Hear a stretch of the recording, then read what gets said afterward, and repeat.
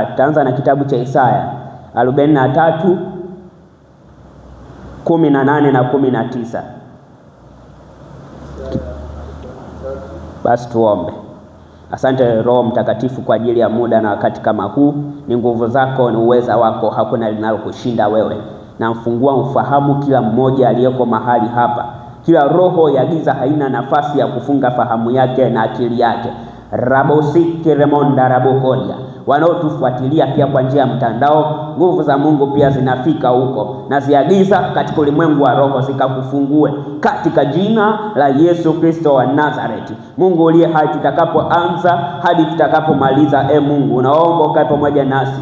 Roho Mtakatifu uliyewe mwalimu mkuu, naomba ukatuelekeze kuanzia mwanzo hadi mwisho. Ni katika jina la Yesu nikiomba na amini. Amen. Basi tusome mtumishi hicho kitabu cha Isaya 43 kuanzia mstari ule wa 18 hadi mstari wa 19. Isaya 43 mstari wa 18 mpaka 19. Nitasoma katika jina la Yesu. Amen. Neno la Mungu linasema, msiyakumbuke mambo ya kwanza, wala msiyatafakari mambo ya zamani. Tazama, nitatenda neno jipya sasa, litachipuka nje. Litachipuka. Je, hamtalijua? Sasa nitafanya njia hata jangwani na mito ya maji nyikani. Amen.